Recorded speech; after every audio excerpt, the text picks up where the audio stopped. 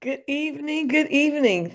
This is Lady Estelle, Evening. of the Street Soldier Crew, and we are here back another Sunday evening with you. Your host this evening is delighted to see that we are still here. We are ready. We are alive and free. Who is your host? Dr. Joseph E. Marshall Jr. As the French say, moi.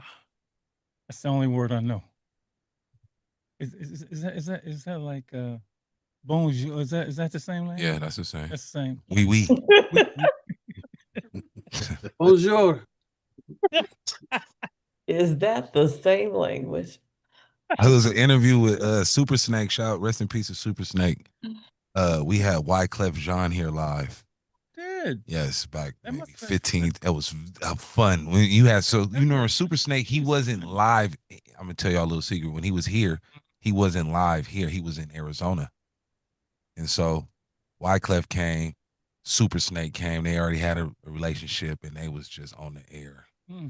Because Wyclef speak French. That's what I figured was the Super Snake, connection right there. Super Snake Yeah. was like, we. He was just it's Super Snake, hilarious. And Shout of out course, to Wyclef is Haitian, of course. yes, Yeah. Yeah. yeah. I mean, that's such a beautiful language, French. I mean, I guess every language is beautiful, but French is like, Hey, Doc, can I tell you something though? Romantic language. yeah, yes, sir. You As we can. start the show, I want to tell you your English is so good. Because I'm from Liberia. I just your English is very good. That's a good one. Touche, brother. That's a good That wasn't one. English. That ain't funny. He a fool. He a fool. He do something stupid every day. I don't want to start off the show with that. But my No, English. I just want to tell your English is good. That's all. I'm not talking about nobody. It's all. That is hilarious. Good evening, everyone. Welcome to Street Soldiers, alive and free radio. Once again, good advice, good information, good example, good instruction. All to make it good in your neighborhood. Stopping the violence is what we do. We're back after a 4th of July hiatus. Everybody had a quick, break, and I went to New Orleans, but I won't tell you about it. Okay, no, You won't? it was fun. Fun. It's not fun. You had beads? It wasn't Mardi Gras. Live and free, all right, in New Orleans. I know. New Orleans. That's alive and free. That is alive and free. If the city was alive and free, Let me tell you. Let me tell you the best thing about the trip. The best thing about the trip is I didn't have to do any alive and free street social work. that's what's up. It was no drama at all. That's what's Oh, up. that's nice. Middle of Essence and the French Quarter, when there was like hundreds, it's like a billion people out there. No drama at all. And I was thinking, you couldn't do that out here. I mean, Man, don't say that. you want examples or you want me to leave it alone? Man, you could do that out here. Juneteenth festival in 2 different parts of the city, no problems at all. Well, 20, almost 30,000 people. really talking about San Francisco. Okay, well, Okay. I'm thinking Festival at the Lake. I'm thinking, yeah. you could do that out Thank here. You're you. We thinking not- Northern California, the Bay Area. That's what you're leave, saying. leave it alone. Leave it alone. All right. Okay. All right. Okay. You got to tell us about the food. Man. I heard they gas station food is bomb. Man, that gas station food is lit. I Man. heard. I'm trying to tell that's what I heard. Gas station to get some food to take back on the plane. I went back there. There was more people back there for the food than for the gas. Okay. Wow. Gas station food. They got a smorgasbord, man. I'm telling you, man. They got look, they had, and they pile it on. They don't know how to. Everybody's so damn big down there. They pile the food on. I was, can I have some mac and cheese? I walked out. Well, I could look the mac and cheese on top of everything else across. Oh man, they had look. See, usually you should not be thinking about buying food at a gas station. Right. Out here, I'm that's telling called you. desperation. That's called, hey, I only got $3. That's What called you're Christmas describing, country.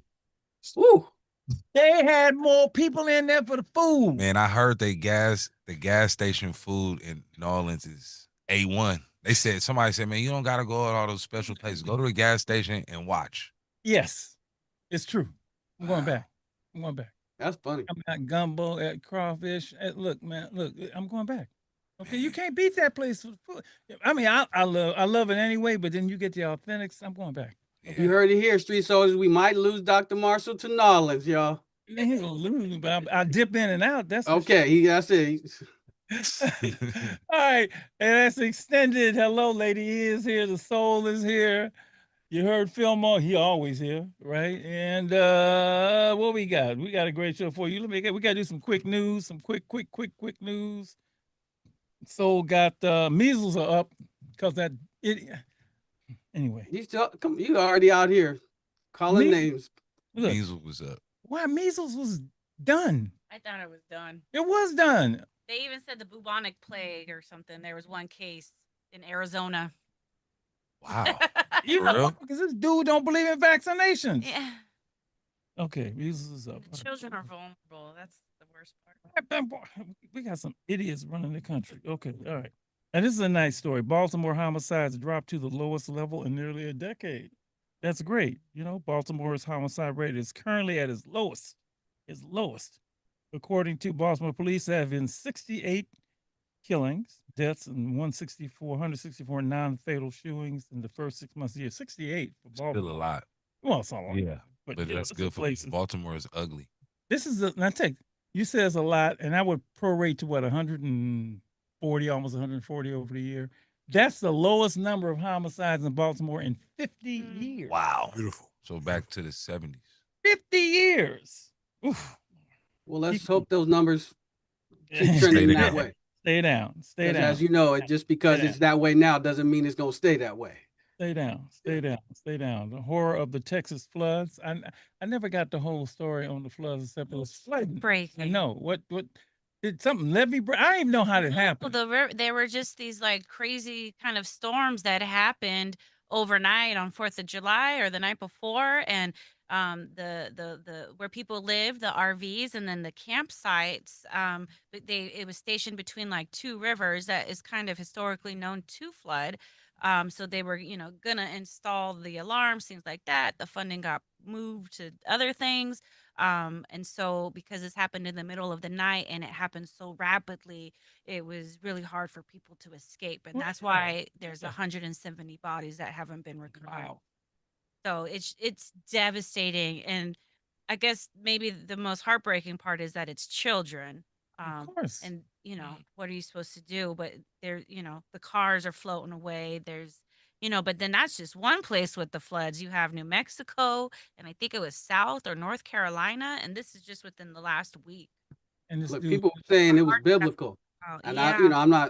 I'm just saying that was the chatter this week. Like, Oh, wow. And if they're also, if we they moved the funding, so you can't do no prevention. well, yep, exactly. And then the weather stuff is all funky right now, like with the reporting and notices. So And you know that dude don't believe in climate change. I mean, these people, man. All right, okay, all right, It's all right, sad. all right. Well, that's all. I don't want to do no. The rest of the stories is about him. I don't want to do no stories about him. You gonna do one? I'll share something nice. Oh, please. You know what's going on this summer?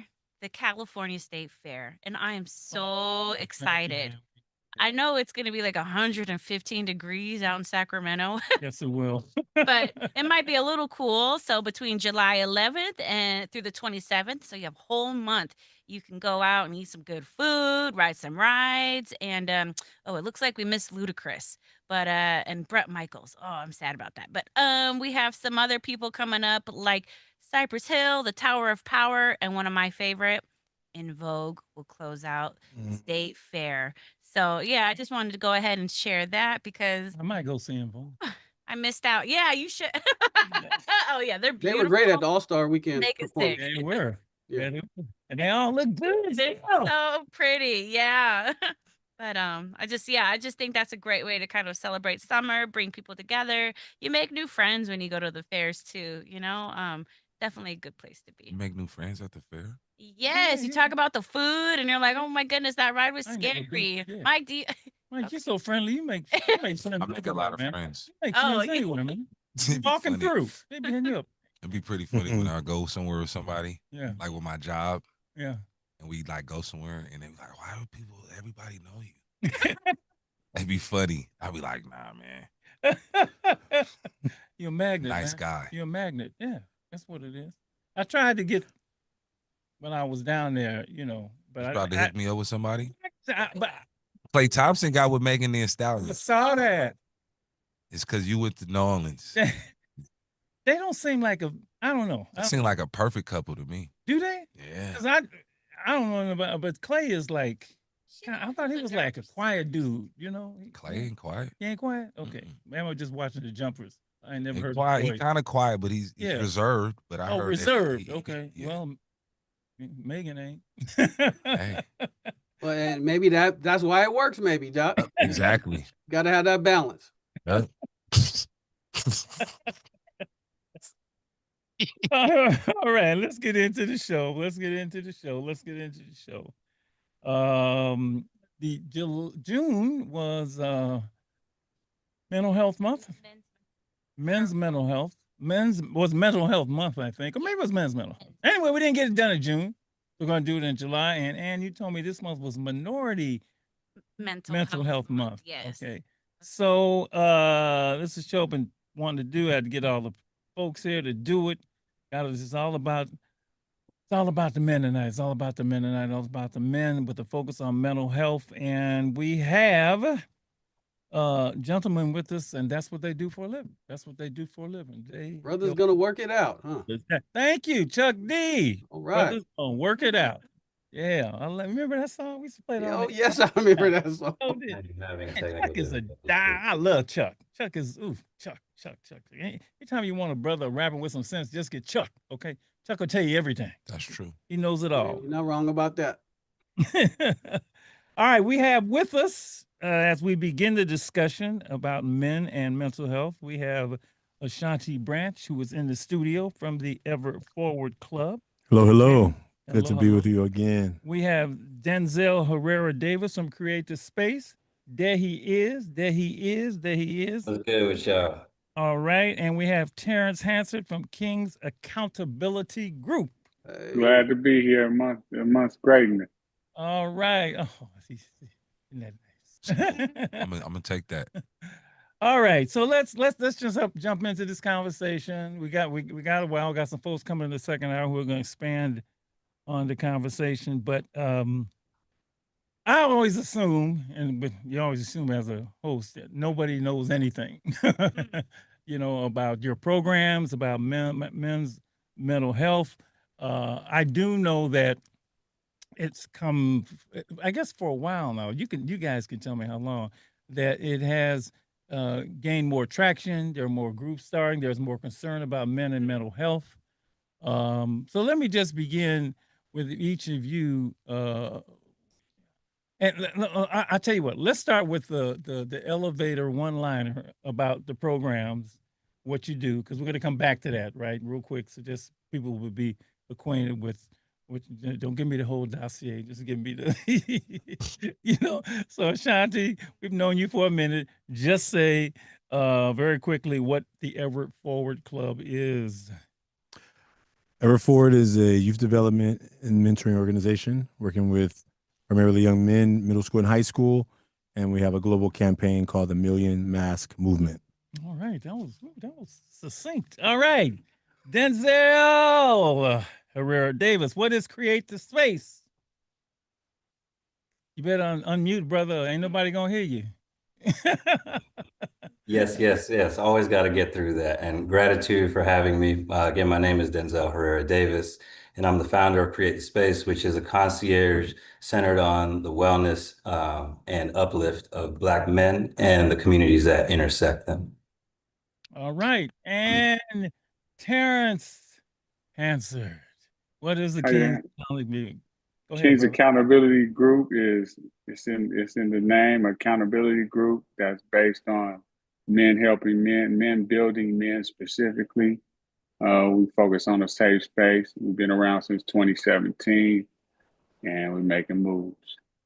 All right. We focus on the brothers tonight, and let's start. We're going to see why people got into this in the first place, right? So we're gonna do Ashanti. I know, nobody else may not know. Why did you get into specifically working with men and boys? So I'm from the Bay Area. In 2001, I was working as an engineer. I left engineering to become a teacher. Started at San Lorenzo High School. I saw some really smart young men in my classes failing algebra. I was a math teacher. I love math. They didn't love math. And I was like, well, look, you don't have to love math. Just know that if you don't pass this, you don't graduate. So let me help you at least graduate. And then you never have to do math again. But I think what I found from them was that there was just a fear, and there were rules about what smart meant. Smart wasn't cool, and so I was like, well, let's try and flip it on its head. So I invited these young men to lunch, and I said, look, in exchange for lunch, you teach me how to be a better teacher. Like, what do I need to do better so that because you're smart and you're failing my class, you're failing a class of a teacher who likes you. I mean, there's a lot of these teachers here at this school who don't like you. I fail their class, but don't fail my class. But I'm not just going to pass you just because you're cool, right? So the goal of the program was like, look, let's figure out what's going to take for me to be a better teacher, to reach you so that you can at least do the stuff that I know you can do. And that's how the Ever Forward Club started. So I was not looking to start a nonprofit. I mean, imagine if you leave an engineering career and you become a teacher, you're already in nonprofit zone. But to start a nonprofit sounds counterintuitive. I would look like the Dow Jones on a bad day. Oh man, bad season, a bad many years. Yeah, but that's how it all started, and it's been a journey of that ever since. So I'm sure I'll share more, but yeah. So that's how it started. Yeah. This Ever Forward Club, and I think I'll say the first thing of success that I knew, a lady who was going to give us some funding. We were planning for a field trip. She's like, "Give me some data." I said, I'm not collecting no data. We're just having lunch every week. And she's like, well, give me something that's tell me some success that's happening in your program. I said, well, she's like, what's your graduation rate? And I'm like, huh? I didn't even know what it meant because I wasn't a nonprofit. I was a teacher having lunch with students. I said, well, all of them graduate. You're not allowed to not graduate in this program, you know? And she was like, wait, you have 100% graduation rate? I'm like, I didn't even think of it as a data. I'm like, I know. I was like, I know. I was like, yeah, I guess so. And she was like, you need to tell people that. Like, you need to tell people. So I think it was like I didn't come in starting to look for metrics. I came in just seeing these young men who were brilliant, but they didn't show it. Let me just say, man, before I move on, I hate those damn questions. I've hated them from the beginning. I just, hey man, I'm just doing the work. You know, I mean, well, the kids are here. The fact that they showed up, number one. That's right. But I don't know, these are business people, they need more things like that. But I know exactly how you feel. All right. Denzel, how did you start? How did you get involved in the work? Well, we're gonna have to lead with his you need to I'll just keep it funky. The work started with my own journey. So I mean, I could take it back to January 1st, 1980. But we're not gonna do that. But I would say, you know, long story short, my journey and successive experiences, both in the external spheres, whether it be school, education, work related, relationship related, I recognize that growing up, I've been a highly sensitive and highly particular person. And that's how I like to describe my experience, not necessarily Black or one thing or another, but with a specific set of needs, I move through the world. And in trying to proclaim that, I've been met with all kinds of adversity, challenge, oppression, so to speak. And after a series of evolutions, I realized it doesn't matter how many times I change my job, how many times I change my location. I walk with me and my experience starts with me. And so Create the Space started with me. And I made myself my own client looking for what I couldn't find out here in all of these spaces, which was a place to show up authentically as myself, without any explanation, without that need to explain, and without any need to perform, or without any need to justify. And that place didn't exist in my reality. And everywhere I went, I couldn't find that place. And so, you know, the old adage, you know, be the change, that's where it started. And so the first thing I did was want to create a space where you could be a Black man, and that was the only qualification. All you had to do was show up, and you were going to be held, heard, and your story could be told. And it was a storytelling platform. So Create the Space was born as a storytelling platform for Black men. And so many people rallied around that experience seeing themselves wanting to reflect that experience and share that experience, that it was obvious there was a need for a space that lived in that spirit as opposed to an event that lived in that spirit. Right. And so that was truly when Create the Space was born, was when that recognition was realized. Got it. Got it. Oh, wow. And so I will say that was 8 years ago, and Yeah. we're proud to still be here now. Beautiful. That is beautiful. Love the way you put it together. It comes straight from you. Thank you. Terrence Hansard, Kings Yes, Accountability sir. Group. Where did that? How did you? I know this I do know personally, but I nothing else know. So talk about you and the development, and why are you involved with this? I'm involved with King's Accountability Group because I was actually invited by the founders into the group back in 2017 once it was established, and it evolved from 8 members to over 100 members now. We are nationwide, worldwide, across in London and in different states. We create a safe and vulnerable space where we can be emotional. We can let down all our layers, put our masks to the side, and we talk about, it's just it's a very safe place where men of color can discuss relationships, deaths in the family, health issues, divorces. We go through everything that you need when we dealing with mental health. We unpack daily. We meet every Sunday, and it's just impactful, man. Sometimes you leave there in tears, sometimes you leave there in joy, but you always leave them with something. And it's a very diverse group. It's a very diverse network group. You know, we always looking outside the box when everything's right there in front of us, with everything we need and all for opportunity. And since I know you personally, let me just say this is a long way from where you were when we met. Man, definitely. And you know, it's like being a strong leader, like myself. I consider myself a strong leader, and I follow things that are impactful and powerful. And just like Street Soldiers before Alive and Free, it was a life-changing opportunity for me. And you need to continue to go through transitions. There's going to be different opportunities and different circumstances. So you have to find that safe space to unpack your groceries. Like that, unpack your groceries. That brother not playing around. Oh. I can already tell that right now.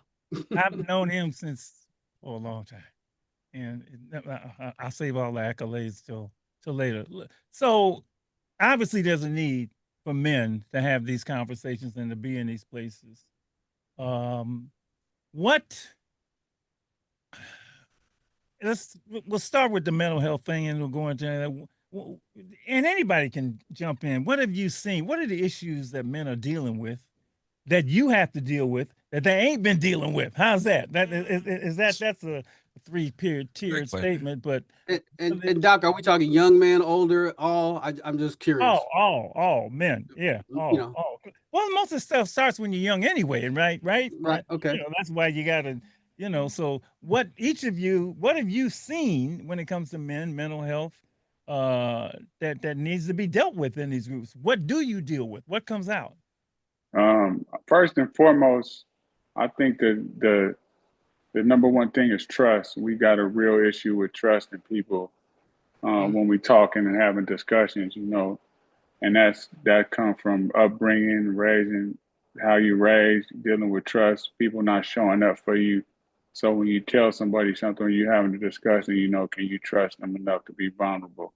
I think that's always been the number one thing for me.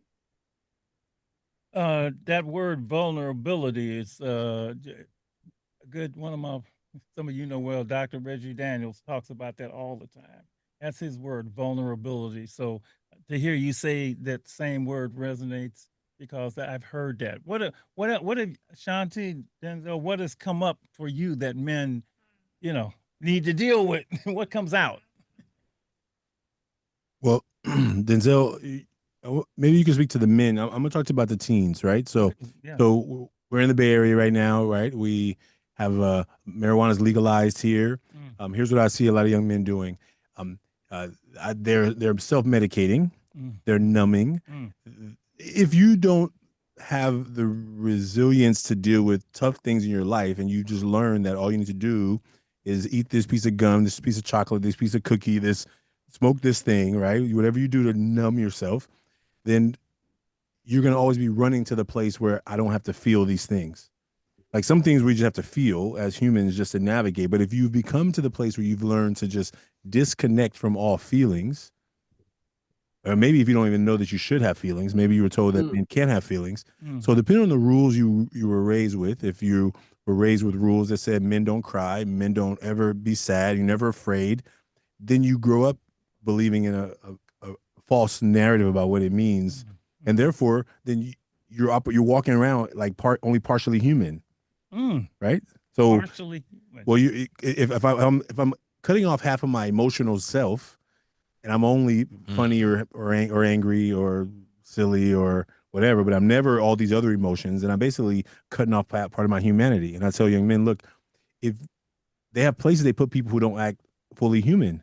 If you're not acting fully human, you're probably going to be treated like a monster. You're probably going to act like a monster because you only have a couple of channels you can be on. And then what they have to do with a monster, they put you in a cage because you can't be among the humans that are normal because you're acting like a monster. So we cage them, and then we wonder why they operate in such a behavior way. And then what behaviors happen in there make it sometimes worse. So I think like with young men, what I often see is they really want to be seen and heard and be connected. But there's rules. There's rules about how close you can have as a friend. There's rules about how close you can stand to your friend. There's rules about how much you can interact emotionally with your friends. And I think that the rules cause a lot of young men to implode, if not explode. But a lot of times it happens on the outside. And it's taken out, if they don't do it against themselves, if they don't numb enough to take it out on themselves, then they're going to take it out on others. And so if you think about all the factors of health and well-being in our community, where you got incarceration, addiction, violence, death of despair, death of overdoses, men are leading on all those categories. We are. Let me just say that we are. And I think that it's not because we're bad. I think it's because some of us, I know I was trained, put those emotions away, suck them up, don't talk about them. And all you keep doing is just until they explode, you just keep exploding everywhere. Because at some point that stuff has to come out. So I'll stop there for now. But that's how I see it with the young men. And of course, young men grow up with these things and become older men. That's right. And what do you want to add to that, or put in? Yep. Yeah. Well, I'll definitely add to that. So I'll start by saying an adage that a close friend of mine I took from a close friend of mine, which is, it's hard to become what you can't or what you haven't seen, right? And so I think that is ubiquitous. Young men, boys, teens, older gentlemen, elders. It's hard to become that which you have no example of. And so I would say that, rather than looking at any particular slice or demographic of our population and say, what is it that they are facing or what is it that they need? I think the first thing that we need to recognize and acknowledge is that all of the examples of the things that we are vehemently working towards or trying to become have been systematically stripped from our view.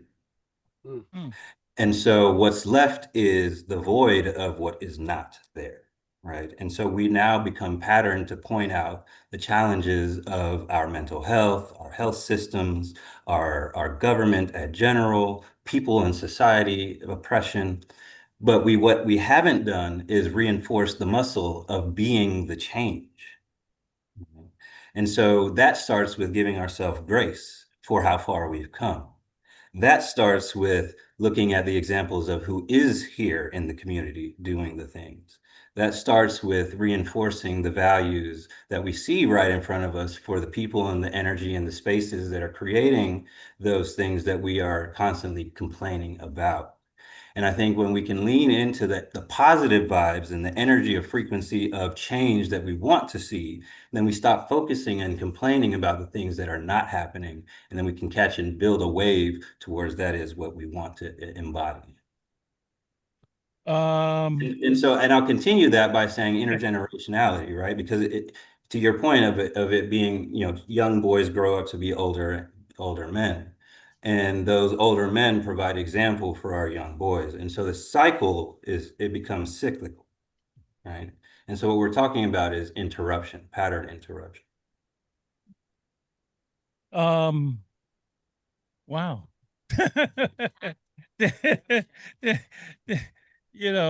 I was talking to a couple of my young folks the other day, and I mentioned the word, we were doing this show, right? And he said, man, we need to do that, man. We need to do that. Because I remember talking to him when he was, he's at school right now. And, he said, man, I was going through it. My mental health last year was really being tested. My mental health. Now, this was a term he top. We've been doing this work for a long time. Nobody ever talked about mental health. Nobody ever talked about mental health. Nobody talked, but the fact that he talked about it, talking to another young man, and he was talking about that he suffers from depression, and again, years ago, nobody ever even talked about, men and depression, men and mental health. Shay, being a man is depressing sometimes. I can understand why a lot of people feel that. I don't mean the nature of it. I mean living into what the expectation of it is and all that comes with it. It can be depressing. And we usually carry it by ourselves alone. That's what I'm saying, And that's one of the things about creating that space. You got to create that circle around you, the group that's going to check in on you. Got to be pick your. We call it a power five, and we got accountability groups, accountability brothers in your group that's going to check in on your health, going to check in on your finances, going to check in on your relationship. You got specific people that identify strengths and weaknesses that help in those areas. We don't got to go at it alone. It's hard. I agree with you 100% because you're gonna have them days, but that's when we gotta make sure we checking in on each other. Well, before we go to, I like what you said is it's hard to become what you haven't seen, right? Which I have to. But I got to talk about what you do see, because what do we see? I know what I saw as a young man. I think, it's like, what do we see? What, and it's not, I'll never forget we just showed the movie again. We showed the mask you live in, which is just the perfect metaphor for all of this. Right? It's just perfect. I'm so thankful for her making that film. Gavin Newsom's wife, Jennifer Cybele Newsom, The Mask You Live In. I had a cameo. You had more than a cameo. And that scene where the young men, you were at Fremont at that time, and you brought them in, and just for the people who haven't seen it, tell them what you did with those young people. That was not rehearsed. That still today, when the young people see that film, that is still the biggest, because I got young people watching. And so they're watching themselves, watching that scene. And just tell people what that scene was like one more time, because it's incredible. Thank you. So the documentary, I was a dean at Fremont High School. I'm an alma mater. That's my alma mater. So I knew Fremont High School very well. I knew all the hiding spots. I knew all the climbing fences spots. I knew all that. So young men couldn't really get away. Like they tried to they were like, why is he everywhere I'm at? Like, because I know where all the hiding spots at this building are, And these young men were amazing. And so when they asked could they come film, I said, look, this group of young men I'm working with, I was the dean, but I brought them into my own advisory because they were getting kicked out of their advisory, which should be the easiest class ever of anybody. Just sit there and pretend to get advice, right? You could get an A if you just pretend to get advice, right? But I brought them into my advisory. I said, well, these young men aren't opening up, so I don't know if you want to film here. And they were like, well, we would like to see the resistance, if nothing else. And so I said, okay. So these young men, anytime we try to have a conversation about emotions, they would rather start a fight. Like every time somebody's going to make fun of somebody's shoes somebody's going to call somebody name, and the meeting erupts into an argument because they know we're about to talk about deep stuff. And so I'm like, I've tried everything, all my best tricks. So this week when they were coming to film, I said, okay, look, what if I don't make them talk about it? What if I just let them write it? And that's so the idea of the mask was like, I print out these masks. I said, look, on the front of this, write things about yourself that you let people see. The front of the mask, and that's what the movement asks people to do now. Is like, now we ask people to write 3 words. What are the things that you let people see about you? What are qualities, characteristics, things about you that you gladly let the world see? And then the back of the mask, turn the paper over, and the back of the mask are things that you don't usually talk much about. And they're writing this on this paper. There's no name on it. And I just said, ball the paper up. And they ball the paper up. And then we basically have a paper fight with these pieces of paper. Now they're having this paper fight. They're laughing, they're giggling. So you can't leave your seat, though. The rule is you can't leave your seat. And then when I said, grab a piece of paper, they all grabbed a piece of paper. And I said, now open it. And this is the first time I'd ever done it. So I've done it hundreds of times since then. But that day, when I watched them open the paper, I didn't know what was going to happen.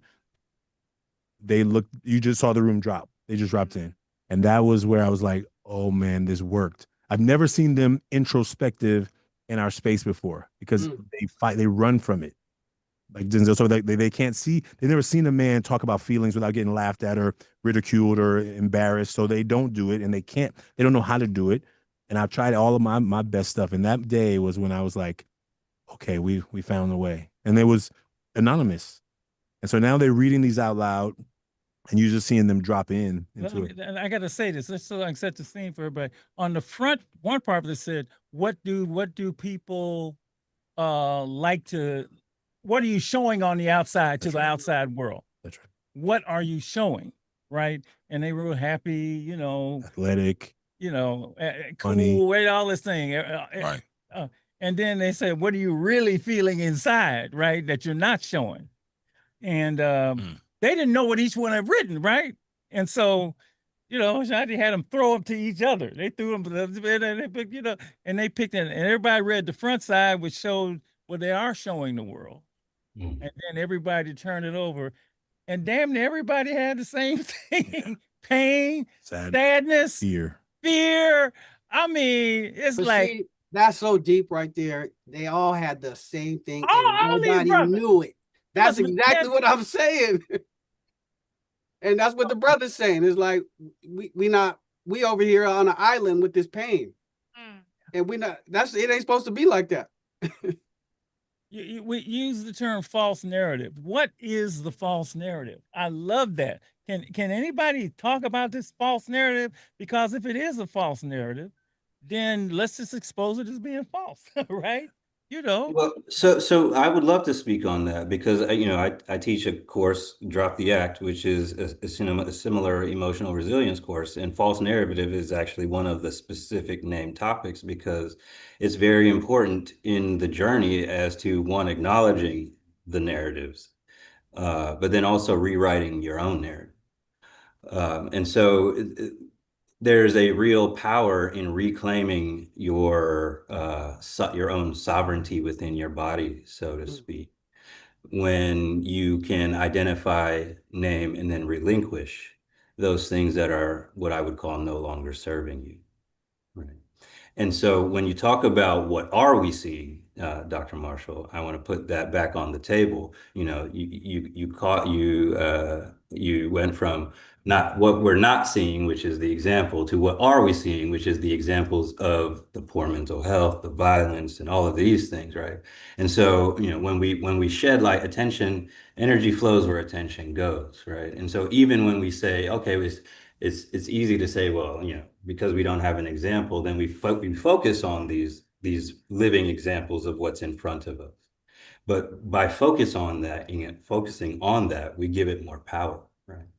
And so this is what I'm saying. By changing the narrative, we must identify the false narrative. And so if we continue to say, well, our children are not being catered to, or they're at harm, or they're in danger, or they're not applying themselves, that is the false narrative right there.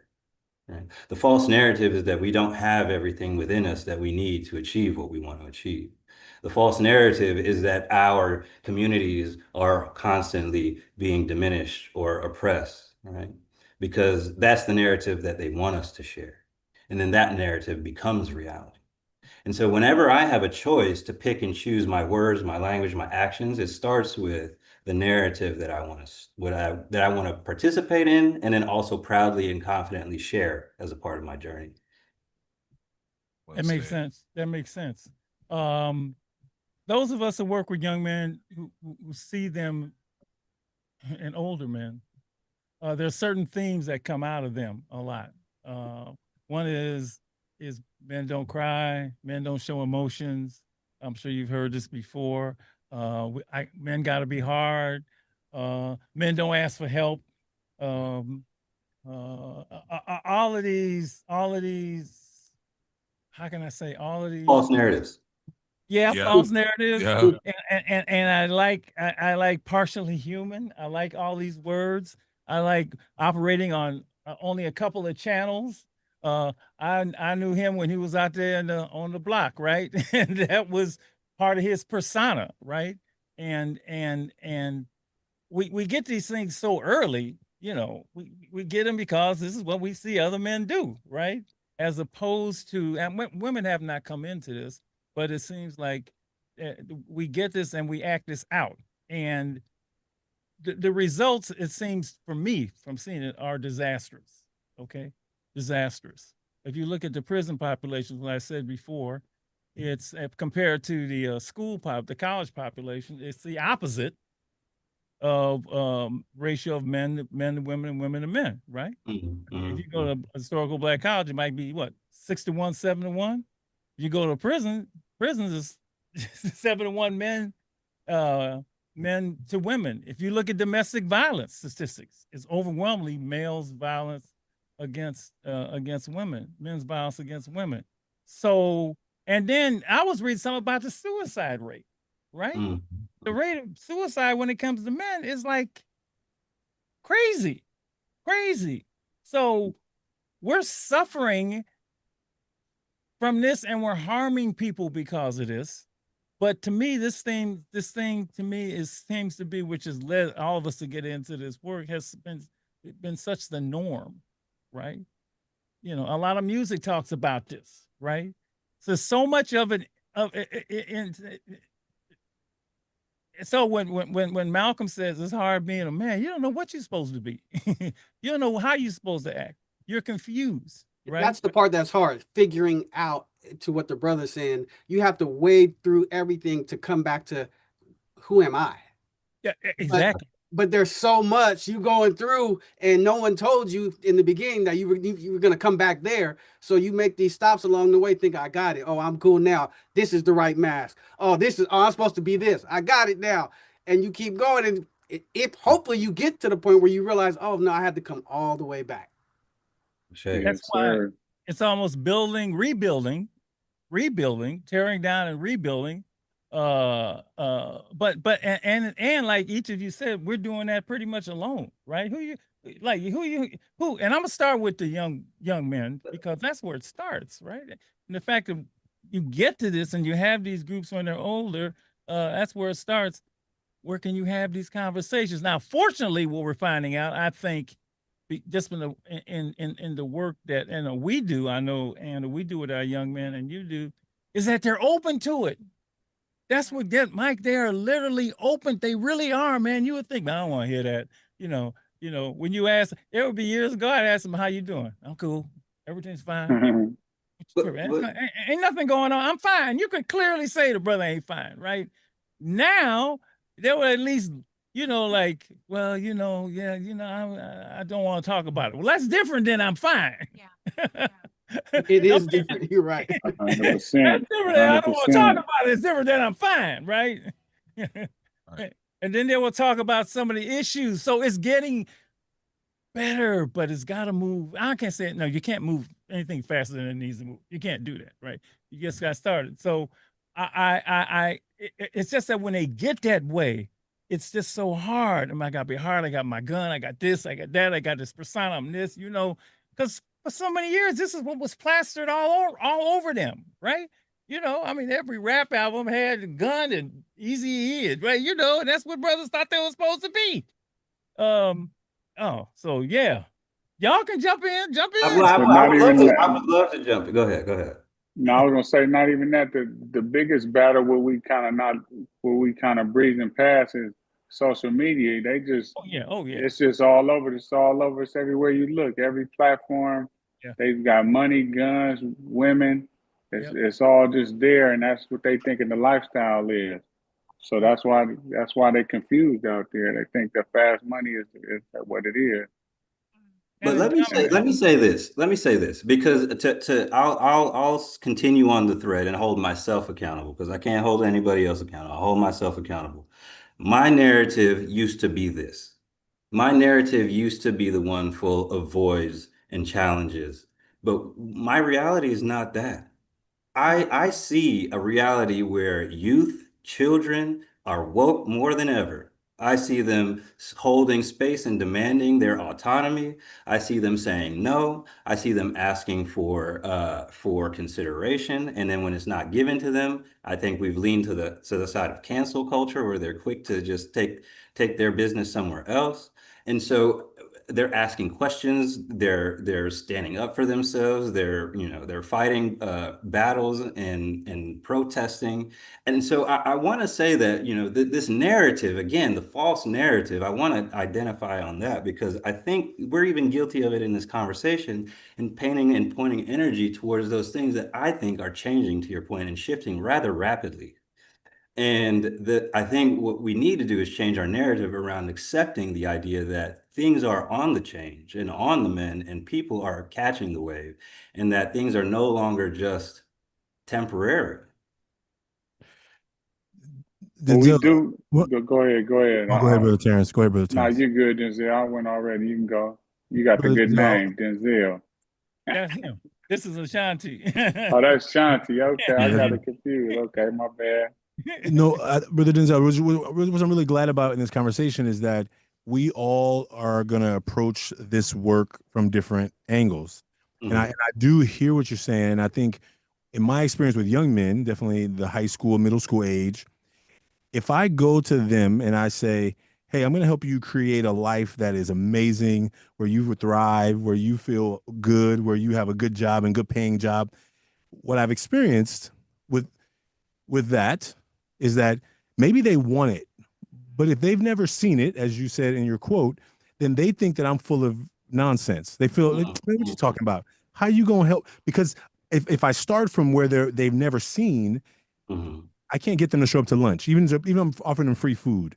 And so what I found is that my work is like, I agree with what you say about the false narrative, but I've also found that if I try and paint a picture that doesn't it's like Disneyland to them. They're like, I say, I ain't never seen nobody who had no good job and get paid and have money left over. I ain't never seen nobody who is mentally healthy and well. And I think that's what I want to. So I know that I hear what you're saying, and I know that the difficulty with in the work is sometimes how do we help people who have never seen it believe that we have seen it, or that we can help them get it. And I think that's the tricky part in what I've seen with teenagers. I think that's beautiful, beautifully said, because I'll enter adage, when the student is ready, the teacher shall appear, right? And so everybody is where they are on their journey, and that is for sure. And everybody needs the remedies that are available to them within their reach. And so that is, I acknowledge that 100%. And so what I'm saying, in the position that you and I are in, to be activating and embodying change in the way that we do it, in the lanes that we do it in, right? We have then more accountability to being like, all right, not only do I have to meet these people where they are, but I also have to go back up the mountaintop to get the guidance, the leadership, the patience, the grace, and then bring that back down to the community and meet them again where they are. Right. We are And One not so, of done with the the conversation, but we do have to head on over to break. So if you'd like to keep up with the conversation, head on over to YouTube Live at Stay Alive and Free. And you can always take us on the go and learn more about our guests and the work that we do at stayaliveandfree.org. All right, we'll be back. Hang on.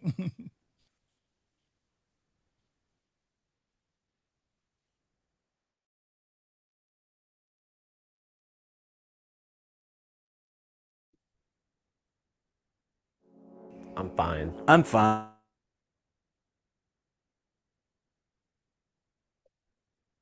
uh,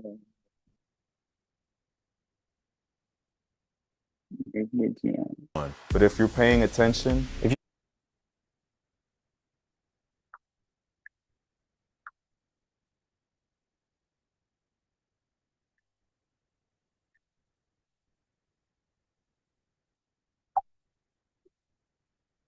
What's up, Larry? Can you hear me?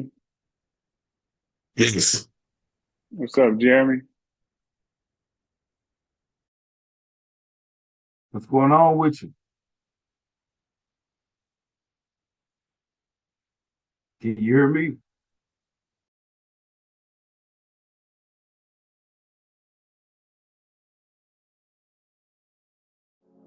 I'm fine. I'm fine. I'm straight. Couldn't be better. I'm fine. That's what we hear from young men all over the world. And we let them say it because it's easier than facing what's really going on. But if you're paying attention, if you've got the guts to really listen, you already know. You already know. They're not fine. They're not fine. They're not okay. They're trying to survive. They're trying to numb enough to make it to tomorrow. Because when they've shown real emotion, it got them punished or laughed at or isolated. So they learned to wear the mask. In 2004, I was a first-year teacher at San Lorenzo High School. My students were brilliant, but they were slipping through the cracks. Not because of grades, but because no one ever gave them space to feel anything. So I made them a deal. I'll buy you lunch once a week if you come and tell me how to be a better teacher. They showed up, they stayed. What they gave me had nothing to do with teaching math. They gave me their grief, their silence, their stories, and that circle changed everything. Those 10 young men became the Ever Forward Club. And their pain became the Million Mask Movement. Since then, we've come from a single circle in San Lorenzo High School to the award-winning doc, The Mask You Live In, to CNN with Lisa Ling, The Kelly Clarkson Show. What started as one conversation has spread to more than 30 countries.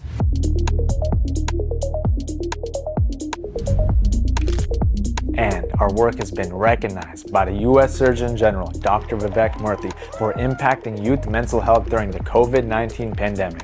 In total, over 86,000 masks have been made because these are not just individual workshops. These are not just individual masks. This is a movement. I'm here because I want to make a change in my life. I realized that I have a safe space to communicate with other young men that thought we had to suffer in silence. He can come and speak to me about those things that are troubling him, and I am able to take the initiative to help him. My mood changed from 0 to 10. It's a place where not only do you feel safe, but you know you're safe. They helped me find courage, where I even reached out to my father. Do you want to make a difference in the lives of young men in your community? Here's how. On November 8th, be part of the Global Young Men's Conference. Host your own local young men's event. Host your own local young men's event by providing 3 elements: fun, food, and brotherhood. Keep it simple. Bring it to your school, your youth group, youth that you coach, your family, or any young man in the community who you're currently supporting. 1 hour, 1 conversation, 1 meal with a group of young men who you care about. We'll give you the kit, the plan, the support. But you got to bring your courage. You bring your heart. You bring your authenticity. From Mexico to Mumbai, from Oakland to Auckland. Let's stop pretending they're fine. Let's show them they never have to do this alone again. There's more to me. There's more to you. There's more to them than anybody could see by looking at us. Click the link, fill out the form. Host a young men's event. Give those young men room to breathe, to speak, to be, before another young man says, I'm fine, and hides behind the mask.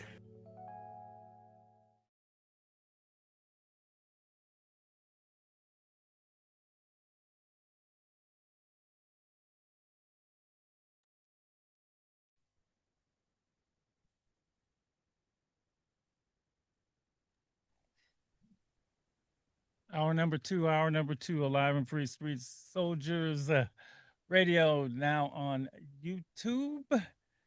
Wow, what a first hour. What a first hour. We are talking about men and mental health. Men and mental health. Our guests have been Ashanti Branch, Ever Forward Club, Denzel Herrera Davis, Create the Space, Terrence Hansard King Accountability Group. We're joined by some others this hour, I think, to continue the conversation. I hope that they heard that first hour. It was how can I say, provocative, very thought provoking, and all of us want to do something about the plight of our our men. But before we start talking again, that video that we just showed Ashanti, why don't you tell everybody what that was about? That was amazing. I don't hear it. Mike? I don't hear it. Oh, hold on. Testing one. Yeah. Thank you. Last year in November, we had our first Young Men's Conference held at the California Ballroom in Oakland. And this year, as we were preparing for this year's conference, you know, we've always, as an organization, tried to figure out how do we grow our movement. And the Million Mask movement has been growing. And so we said, well, what would it be like for people around the world? That we have 5 global partners right now in the Million Mask movement in Serbia, in Denmark, South Africa, Nigeria, in Mexico. And so we said, well, we can ask them to host a little event at their place. So why don't we just invite people all over the world to host an event, a mini event?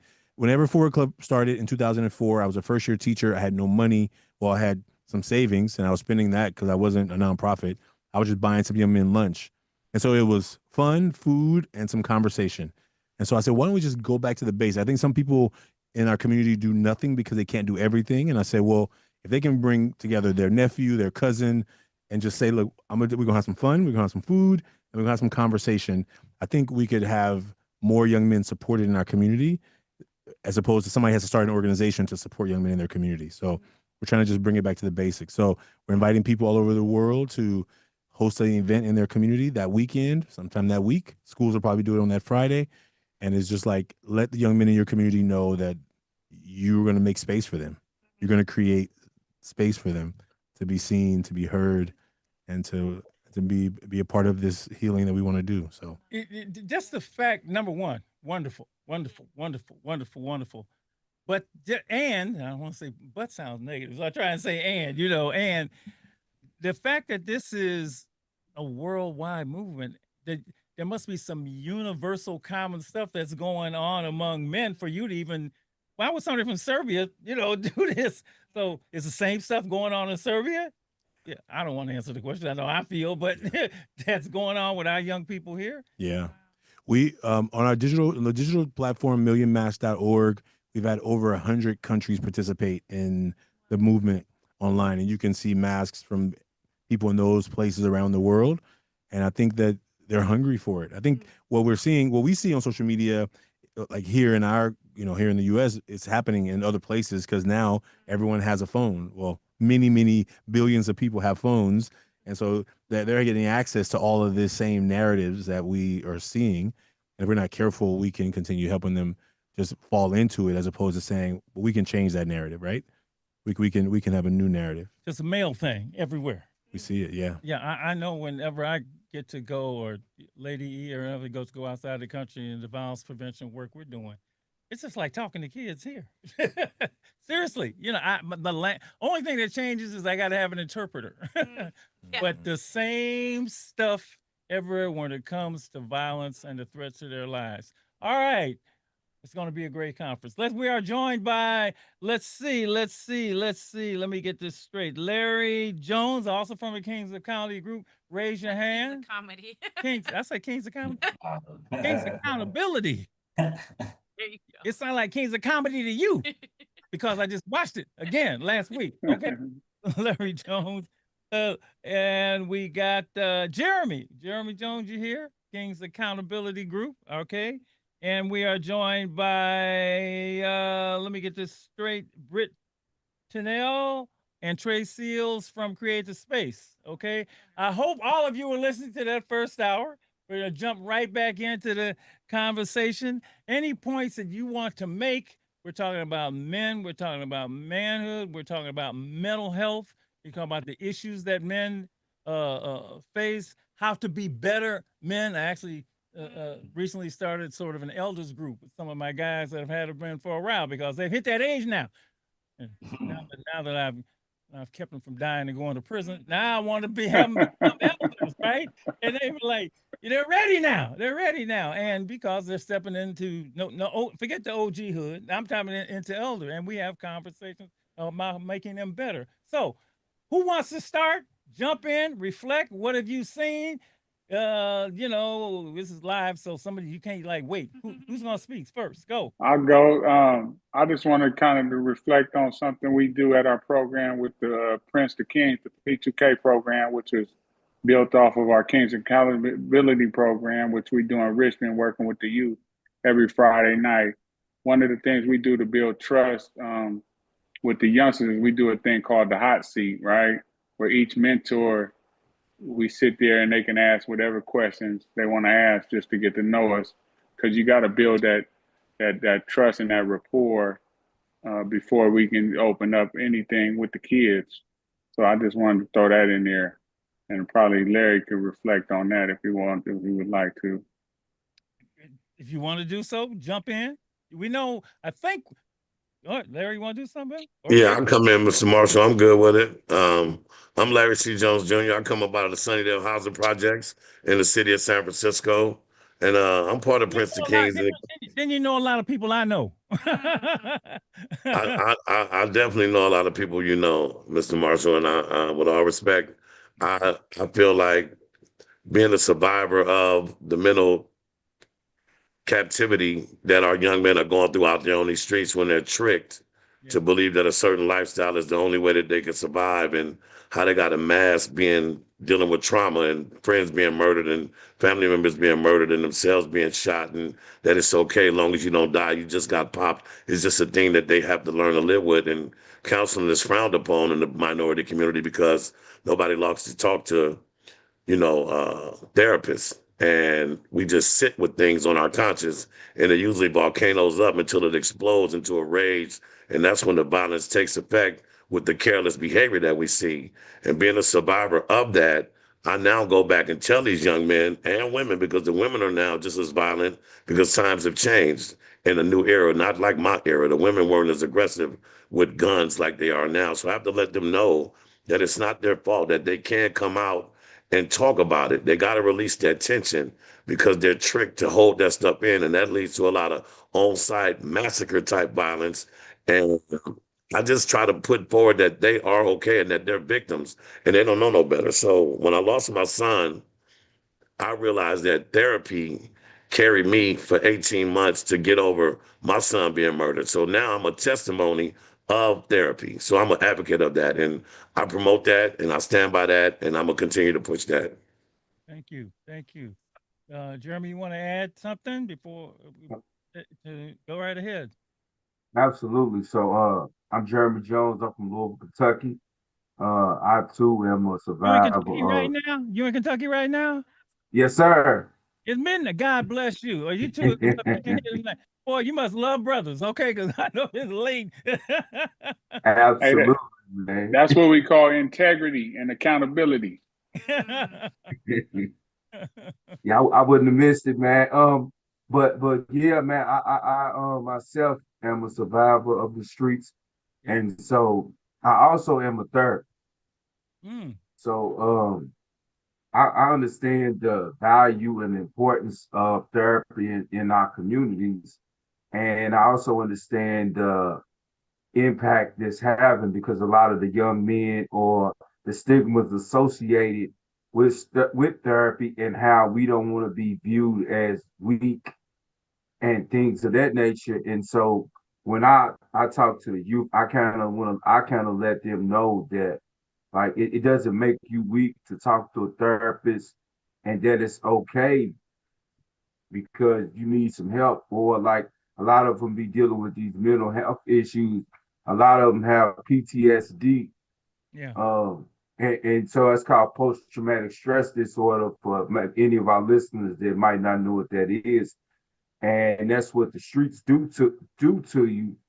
And then these young men develop anxiety and things like that from being gunshot victims and being involved in community violence. And it's one of the real benefits of therapy, is being able to talk through and work through those issues and being able to address those mental health concerns that really need to be addressed without, hopefully, if we can avoid with medication. Yes. But if it's needed, then I also am an advocate of that, because whatever, it's whatever it takes to get well. Because like a lot of the youth, they're not well because they don't know how to heal. And I feel like it's our job to teach them how to heal and guide them on their journey. Thank you. Thank you. Thank you. Create the space. Jump in, please. Britt and Trey, your thoughts on anything you've heard, anything you want to add? Go for it. Oh, y'all all together. I said y'all posseed up on us. I understand. Yeah, we posseed up. Why not? Yeah, we are all, it's so true. We are all on a journey. And my experience in Create the Space is that it is a representation of the life cycle from cradle to grave. We have men here who are new fathers, who are expecting children soon, adding to their family, young men, teenagers, and many elders, and I like to say myself included at this point, amongst this group. And so we reflect all of the things that we've been talking about on this call, whether it's anger, frustration, sorrow, despair, and joy. And so, there's this talk about, oh, we've not talked about mental health. But sure, we have these conversations all the time when we experience these kinds of life challenges. Create the Space provides an opportunity for me to come as my full self, no matter what's going on in any kind of experience throughout those life cycle moments, and be heard and felt and seen. And I recognize that I'm not alone when I do that. And I hear other people reflect their own story, their own experience. I think it's not just me. So we can call that therapy or an opportunity just to kind of offload some of the challenges that we all experience. And I think in doing so, we find some relief. And then when I can bring that kind of mindset with me to my relationships at home, at work, in my community where I worship, then I feel like I begin to have a richer life for it. I'm going to throw in, before I go to, I'm going to throw in a phrase that I think we would all agree on that's crucial in the work that we do. And I know it's important to the young people we work with. Everything that we do is without judgment. Without judgment.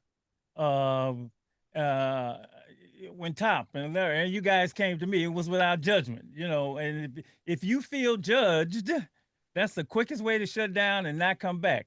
And it's interesting, young people said early on when they came, well, I went to church and I felt judged. So, that wasn't the place for me. And it's terrible when you think it was about church. But I think that as we do this and, people want to get involved in this work, I think we're helping anybody, right? I think it's important to say you got to do it without judgment. And a therapist in its pure sense, if you're not going to go to somebody and they go like, why the hell are you doing that? They don't judge you. They treat you, right? If you go to a doctor, even if, and this is a real tough example, but we're grown here. If you go to a doctor with an STD, and say, why the hell are you doing that, you naughty boy? No, he only wants to know about your behavior so he can stop the spread of the disease. So I think without judgment is a key element in any of this. Nobody is going to come to a place where they feel judged. And I think all of us would agree with that. And that's a key element of doing this work. All right, your turn, sir. Jump on in. Yeah, Trey Seals here, also a member of Create the Space. I just have to add that every week, focusing on joy, I'm noticing that though the movement is decentralized, there is a movement happening across the world, through this programs that I'm hearing about tonight even. And there's just so much overlap in the most positive way. And we are, in terms of making that change, we are being the change in all of our communities. I have hope as a father of kids who are grown now, who are trying to figure this, world out, especially here in the Bay Area. I'm just seeing all kinds of resources that are coming to bear, and we're starting to find each other, and we're starting to work together in ways that I think will continue to amplify this good work. So I'm encouraged here tonight. So anybody want to say anything? Jump in. I'm this every time you say something, it stimulates my thinking and it gets me doing it. So I'm thinking of myself and my son, who is, well, yeah, he's coming back. He'll be back, and you're talking about you can't be, what was the first line? It's hard to become something you haven't seen, right? Yep. And so I got this.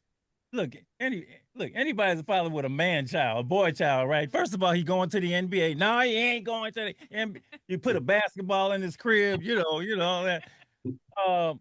But you're his first representation of what, a male is, right? A man is. So I'm thinking of him and what he saw from me. And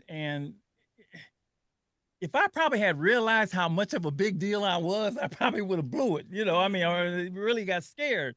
But I there were certain things that I brought to the table that this first thing about, this whole thing about being hard and don't cry and all of that, I always thought that didn't make no sense.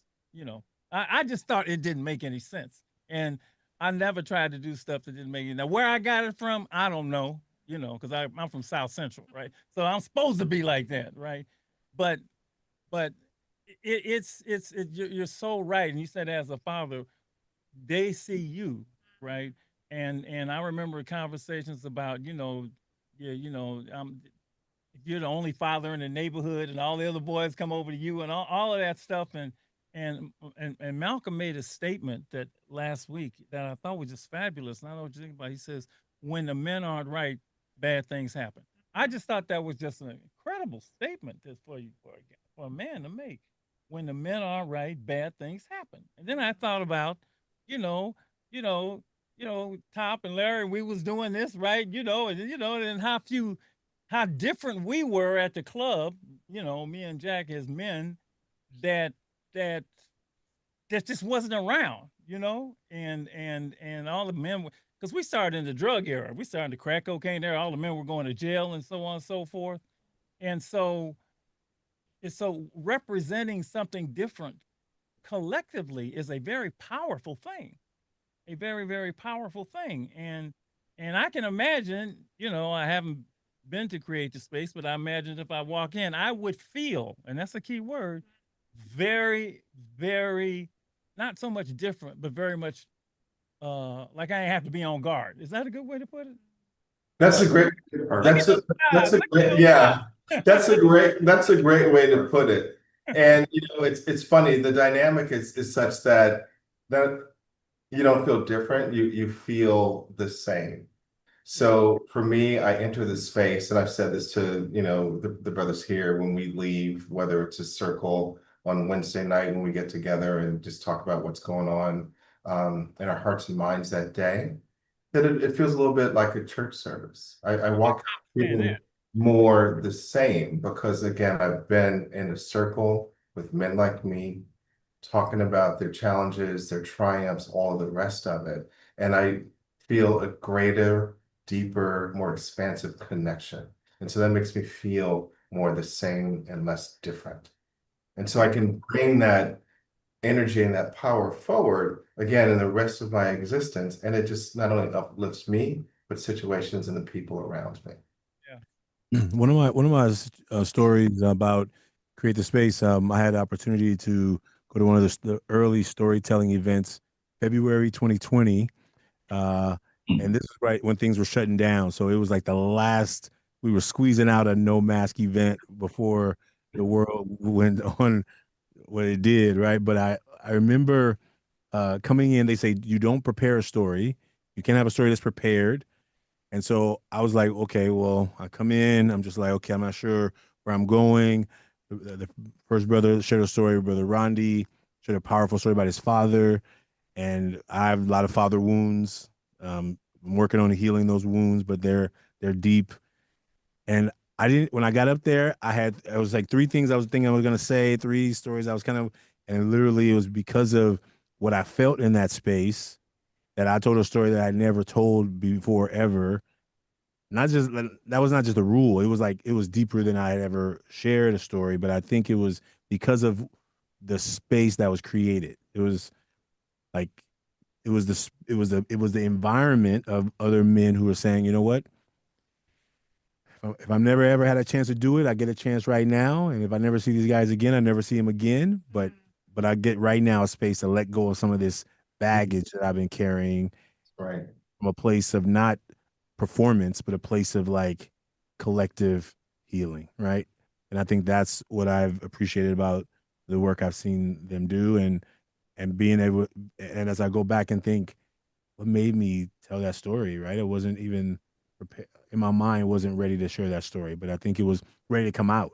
I've been holding it since I was 8, right? So from 8 years old, I was guarding the story. I blocked it. I remember when I blocked it, and it was that moment of like, okay, maybe this is that perfect time, you know? So that's part That's of a perfect example of what I'm talking about, because I think people ask me all the time, how you, because mine is youth. I don't, I've run into adults, but mostly I think it's young people. And they ask me, well, what do I do? What do I do? How can I get them to? Well, I always say you got to create a safe space without judgment. You got to create a safe space, right? Because they're all what I call deep water issues. Shallow water, right? Just say, look, a 6'3" guy can stand in the wading pool. The problem is he'll drown in deep water, right? So when you go into deep water issues, people gotta feel safe enough that they're not gonna be talked about or laughed at or why you do that and so on and so forth. And I think that's a universal that we all need, because we're all trying to do the same thing. We're trying to help our brothers. It's as simple as that. We're trying to help. Yes. Great go that in ahead. mind. We got 3 people. Larry wants to jump in. I'll come to you. Go ahead.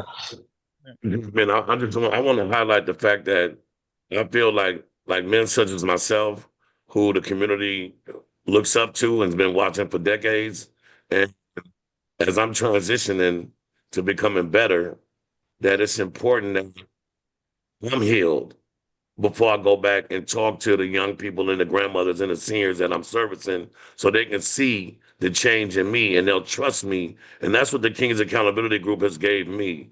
It gave me framework. It gave me some structure, because the things I had been doing, I was doing off instinct and survival mode.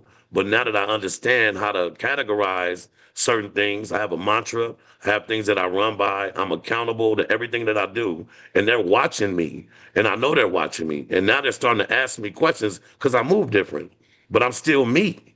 And the message is the same, but it's structured. And I think that's what we need to pass off to our young people. The King's Accountability Group has given me a platform to become better, surrounded by a bunch of Black men with a different message that can tune me up. And I'm an alpha in my community, and I still am able to learn within CAG. And so as I've shifted my mindset with these different avenues I've been given in terms of structure, accountability, integrity, living with my purpose, course correction, being the best version of myself, all that stuff that I'm passing back to my community is just infectious, and it makes my work even more sharp, and I become more dangerous in the right way instead of in the wrong way. That's what I want to say. Thank you. Can I get you to replace Trump? No, all right, okay, all right. Use words that they don't use: accountability and integrity. Okay. Accountability and integrity.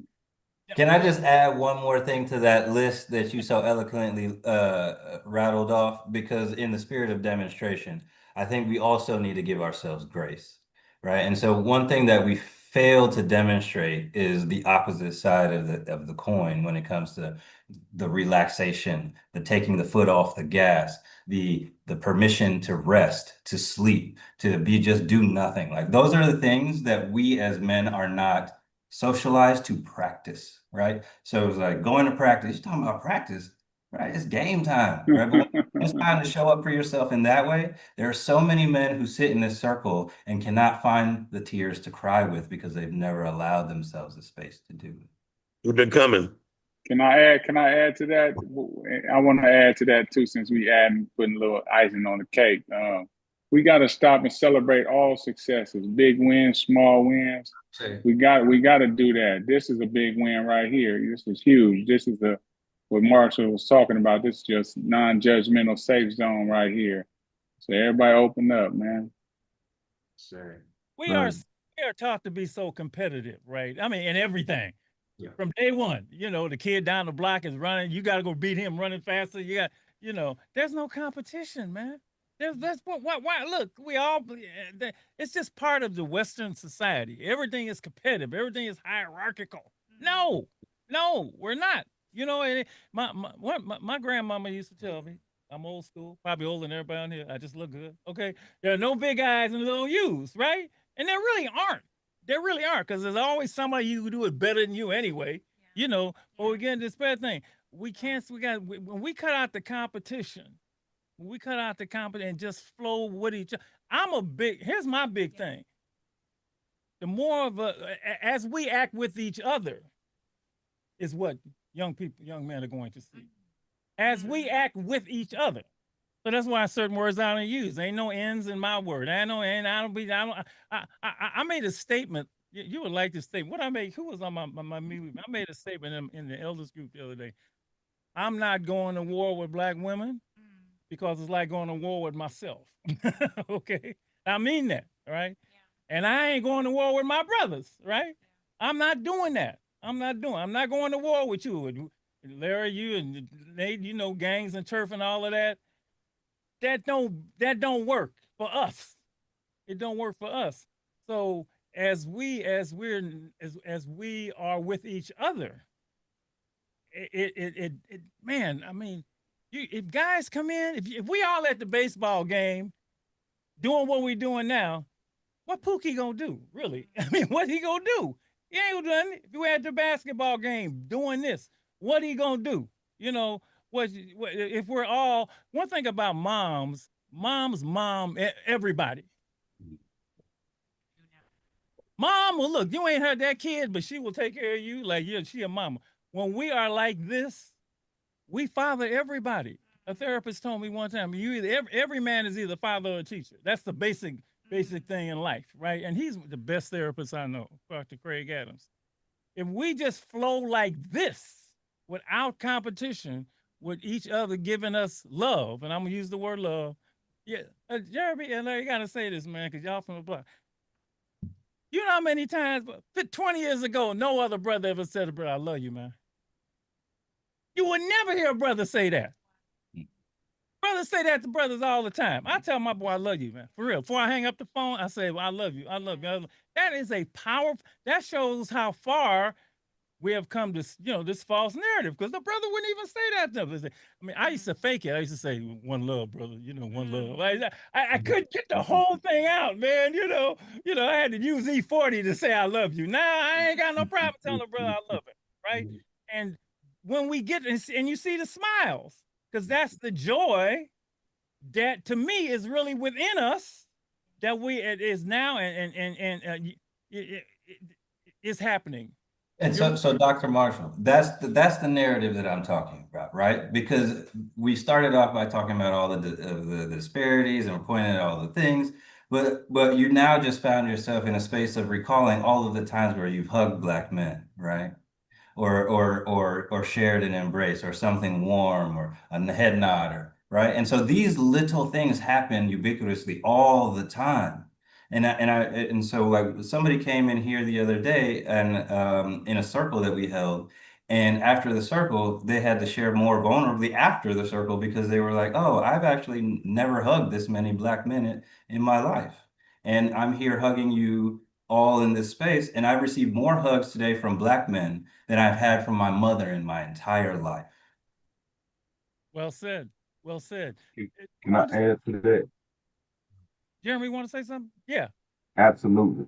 And that just reminds me of the sole importance of vulnerability, and how like CAG, King's Accountability Group, has created this space where we're able to be authentic and vulnerable, and it's such a safe zone that, like, when you first enter into the group, it feels extremely intimidating being in this environment with all these highly productive members of society, only to find out that this is a group of men that got your back and will help you become whoever you want to be, and help you work through like all the life struggles without, facing it by yourself. And you can be vulnerable and you're not judged.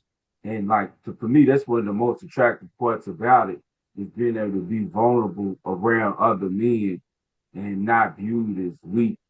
Because when growing up, I grew up and I was told boys don't cry. I remember getting whoopings and I was told not to cry, and my throat was hurting extremely bad, trying to hold the tears back and things of that nature, and being afraid to be vulnerable and show and express my true feelings for fear of how I'm going to be viewed for expressing it. And I don't have to do that today.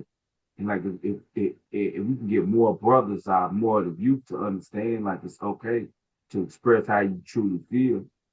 Yeah. And I'll add to that, and I'll name that. I think there's like an endemic of like homophobia around that simply stems from the inability to be comfortable around and expressing vulnerability around another man.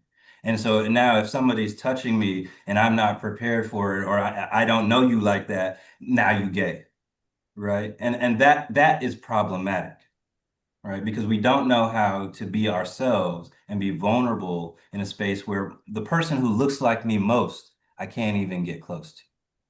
Let me run in real fast and say, it sound like we all at war with stigma. Like, stigmas in our communities is just like, it's not normal to be happy in the minority community. Coming outside happy, people ask you what's wrong with you. Like, it's a problem if you're not mad, or you're not argumentative, or you're not looking for beef. You come out smiling, they think you're high or something's wrong with you. And I'm gonna just tell you right now, like, I battle stigmas all the time. Like, we don't believe in can't, won't. All the apostrophe T words are the enemies of me, because I only believe in can, will, do, and we uplift and we empower. And that's what we do in CAG. The energy that we give out, we are careful about what we say, how we say it, the tone we say it in, and how it's going to be received before we deliver it. All that comes into the critical thinking that we promote to each other. And I fine-tuned that in CAG, and now I preach it out to my people. And I'm telling you, man, how we profess ourselves is the energy we give is what we get back. So if you go outside happy, you'll run and make people happy. If you go outside mad, you'll find mad people. Yeah, go ahead, Doctor. Let's step outside of our organization, right? And let's do that just for a minute. I mean, we all got to have organizations we do. Let's step out of ourselves, right? Because I find out, and they don't know me from Adam, but how I step to a brother from the beginning sets the tone for the interaction. Right.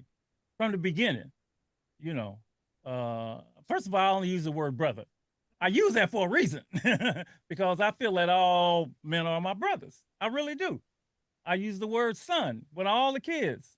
How you doing, son? How you doing? I don't call them no N. I don't call them little dog, little dirt, little whatever. I don't do that because if we're not all related, but we're all family. I feel we're all family. So if we're all family, I'm gonna use family words.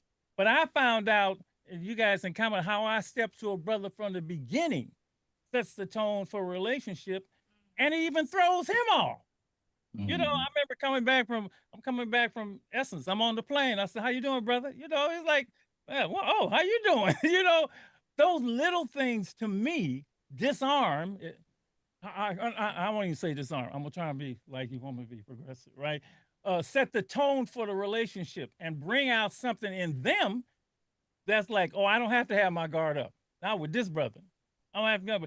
And I don't even mind doing that with brothers who would say are risky, because I don't believe any brother is risky, really. I believe I'm tapping into something that he may be trying to, deny, but there's that space that I'm gonna go to. I don't care if it's in your baby toe, right? I remember meeting Tookie Williams in prison. Yeah, they know this story. I'm with Tookie. Tookie is, right? I'm in jail. I'm on death row, and he's like, I want to talk to you. Why you want to talk to me, man? Because you positive dude. Talk to Tookie like, it's like, and I pulled whatever goodness, can I say that? Because I ain't never met look, I know a lot of brothers from the street, but I ain't never met one. Well, I'll use Jeffrey Dahmer, and maybe there was something inside of him, but I ain't never met nobody like that. All the brothers I met If I hit the right spot, they daughter, they so and so, somebody they love, I know is there. So I'm saying how we individually represent, whether we win the group or not, sets, I believe, sets a huge tone for what we bring out of brothers when we see them, and then how we act collectively. If we gave an event, if we had a group picnic right now, a barbecue, and we were all running, it's gonna be cool. It's gonna be cool. Does that make sense? I'm just asking you, does it make sense? Yeah. Because I gotta make sense. Yeah. All right, somebody, before I went on that diatribe, somebody else wanted to jump in. So. Yeah, I was just gonna just say, you know, what I'm hearing in this conversation is opportunities to let out what's going on, right? So I come to space with these men beside me, and I find that it is an outlet for, again, the joys, the sorrows, the triumphs, the challenges, all the rest of it. And in these spaces, in these circles with other men who are sharing like that, there is foundationally a sense of vulnerability that takes place when we open up in that kind of way. And that's where the healing begins, when we get to, you know, let out the stuff that harms us, let out the stuff that, you know, weighs heavy on our hearts. And I think that is what is so powerful about this experience, because, you know, we intersect and overlap in other communities where we worship, where we shop, where we recreate, and all the rest of it. And so we get to bump into each other and reaffirm some of these principles and these ideas. And again, it just carries us forward in a really powerful way. And I gotta say, I admire you so much for doing that. I do, because we ain't got no chance unless it's represented. And this behavior has, this way of acting and doing and thinking has to be represented. And one of the things we say to the kids, dare to be different. You're gonna be different and feel okay with being different. So Dr. Marshall, what you're talking about, in my view, is what we started with. I think I forget, somebody said it, but it was accountability, right? And not external accountability, but accountability for self, that internal locus of control that we're talking about. Yeah. Because I think it's easy to preach, it's easy to talk, but when we're talking about impacting and making meaningful connection, to your point, it starts with how we want to enter that connection, that relationship. And so being that change. And so even long before that, though, I say that this physical world, this physical experience, these physical interactions that we have are largely the last step of the manifestation phase, right? That's the last part of the actualization phase, right? And so it started as a thought, a frequency, an energy wavelength, and became a thought, and then became a voice, and then became an action, and then became something real. And so that happened long before you decided to put it into motion.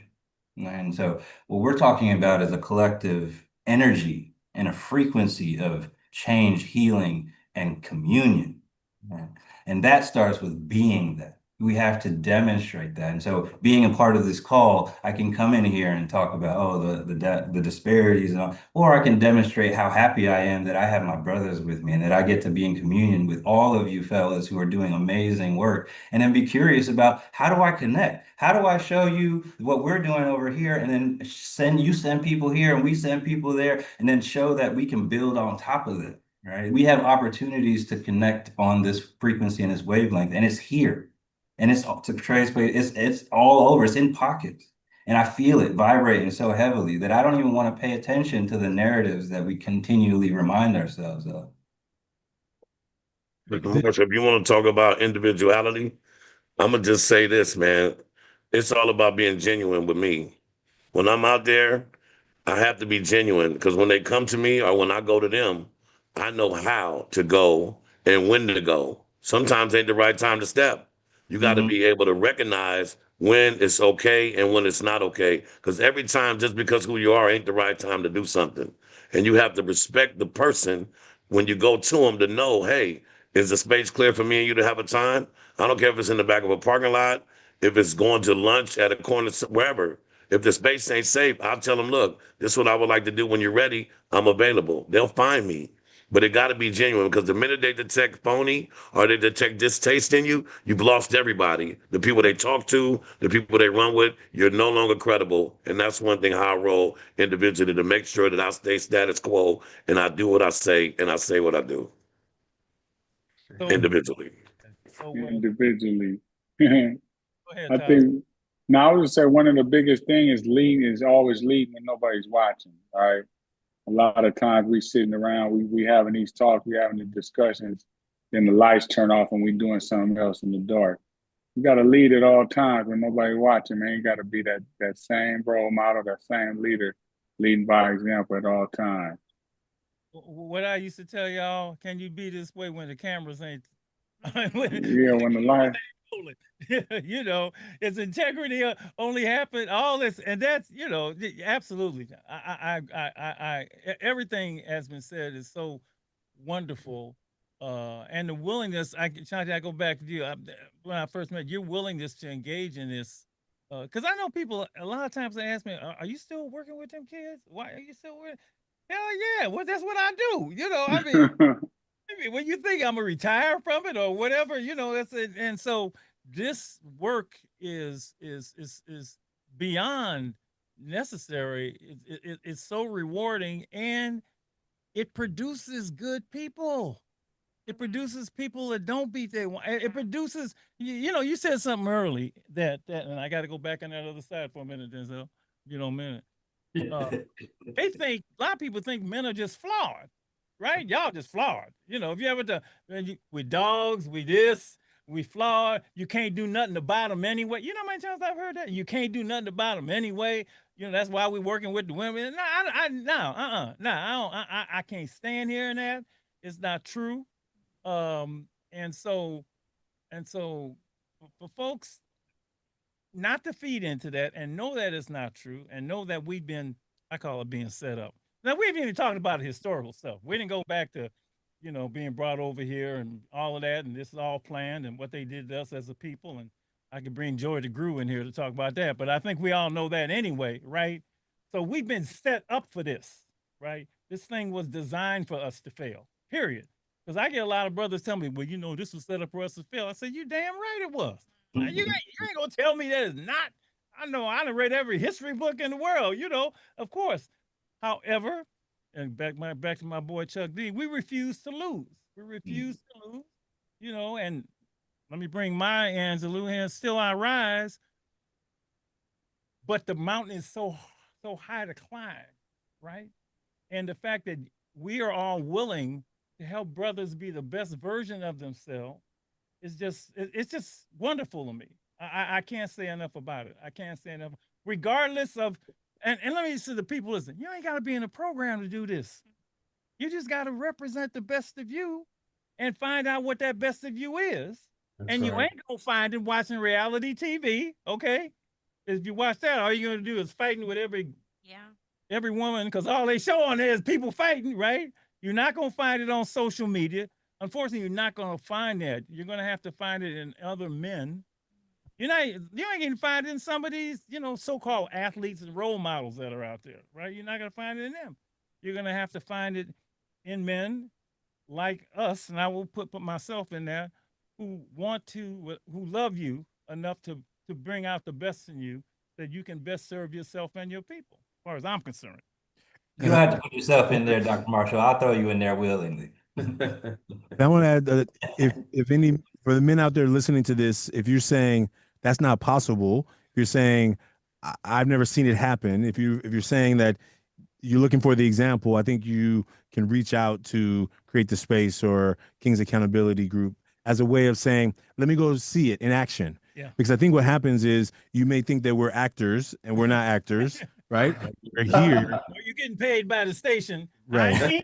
No. I never got paid for doing this show. And I think what you heard Brother Larry talk about in Denzel, like this idea that, you know, I had to do my own work first in order to be able to do this work. Like Denzel talked about being sensitive and not having a space where that was welcome. And I think that what our young men are hungry for is to know that what they're feeling. Like I grew up in Oakland but I was a nurturer. I was raising my siblings. I knew how to cook, clean, raise a baby. I knew how to make formula. I knew how to nurture. But I go to school, and that seemed as unacceptable. So I learned how to leave out the door, put my cape and my mask on, and I go to school, and I'm a fighter.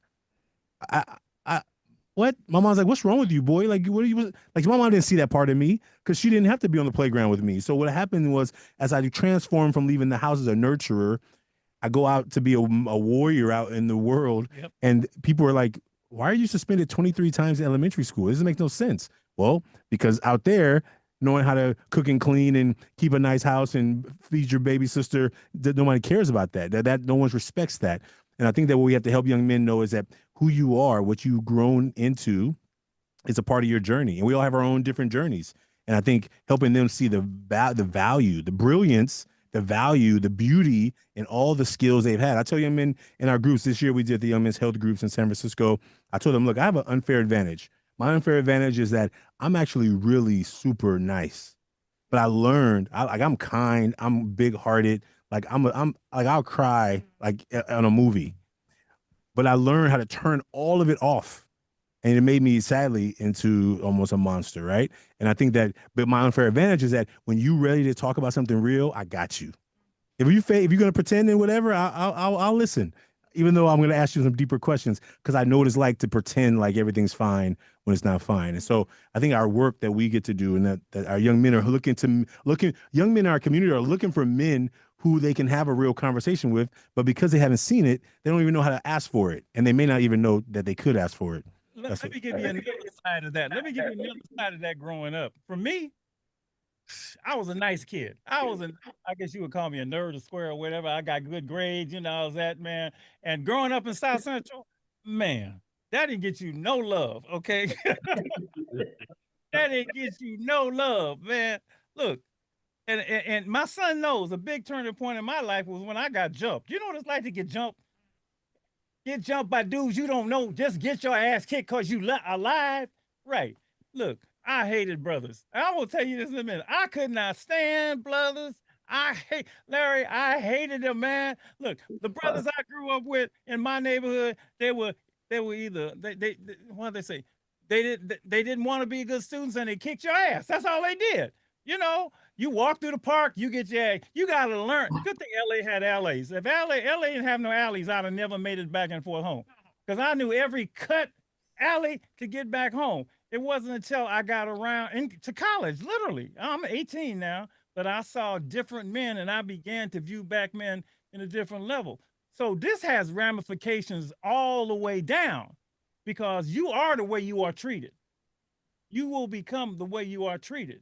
And so this is wonderful because I think we cracking this whole thing open publicly, and we got a chance to do it more and more. And again, I just can't say enough about all of you just doing the work.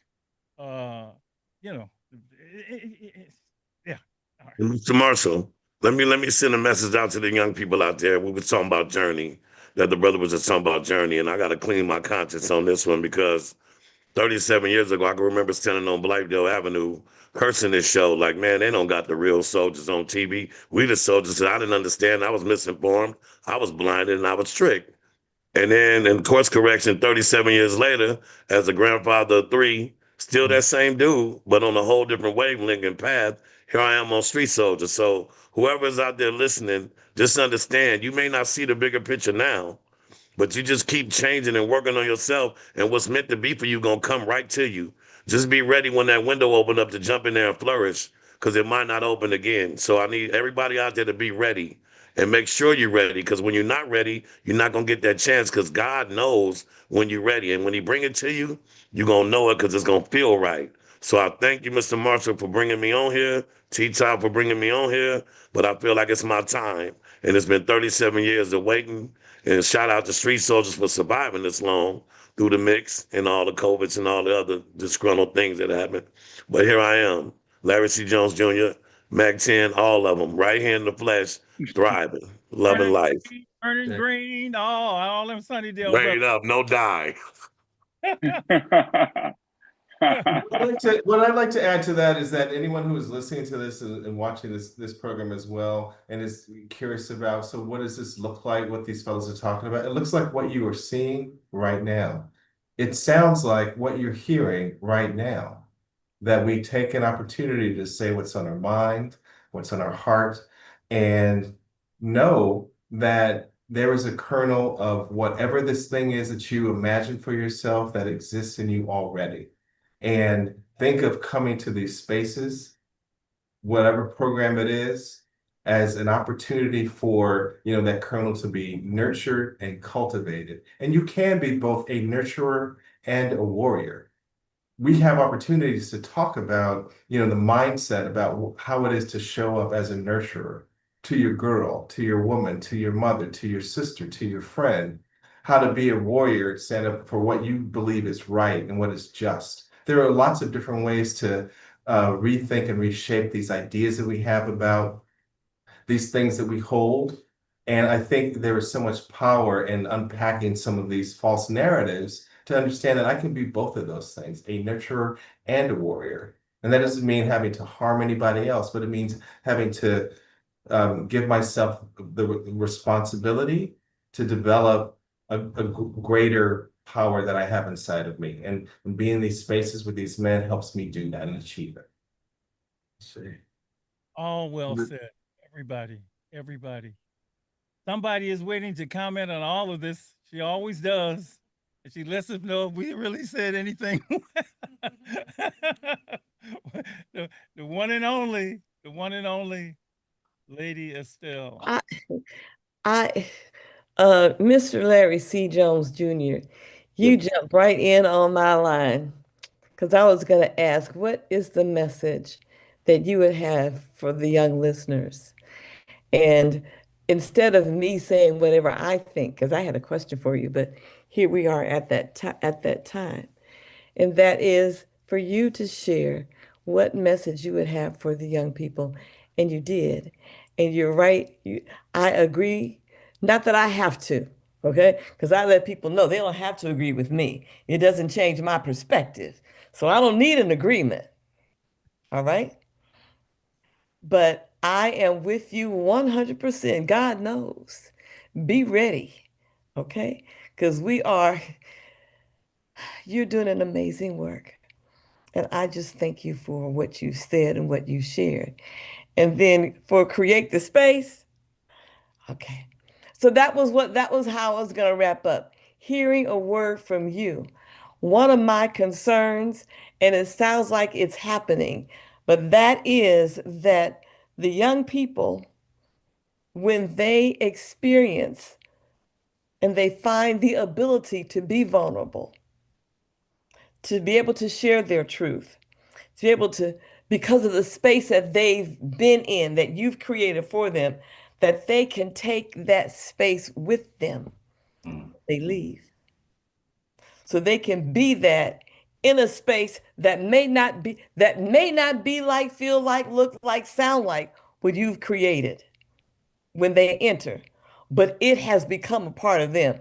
That to me is what is essential. They need to be able to walk out, just like you've been able to say in front of all these people. You have no idea how many people on this call. I don't either. But they like to say it's thousands of people all over and they'll tell you how many people are out there listening to Street Soldiers. But you've got the space because it's a part of who you are. And if the young people that you serve can have that created within them, so when they leave and they walk out, they take it with them. And when they're surrounded by those who question, who don't believe, who do the same nonsense that we have experienced. I say I'm not a man. That's the other thing. I don't want to be the one. I wanted to hear from the men.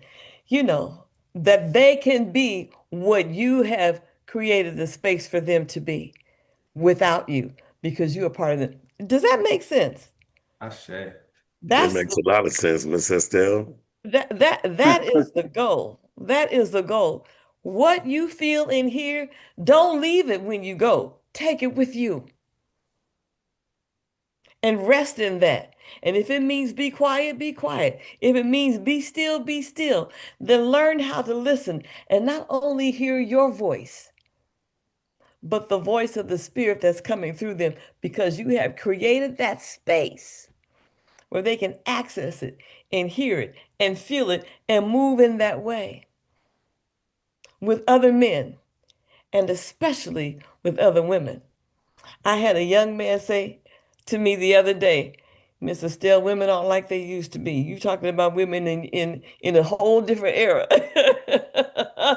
But to be able to be in that space of vulnerability, honesty, integrity, love, peace, kindness, all of that with the women who have forgotten how to honor that, appreciate that, look for that, motivate that, inspire that. You know what I'm saying?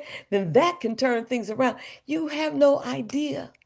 I'm so glad God didn't make me a man, because y'all have a lot of work to do. It's not easy. And a black man too? It's not easy. You are gifted. Oh, am I talking? I didn't mean to talk this much. What time is it?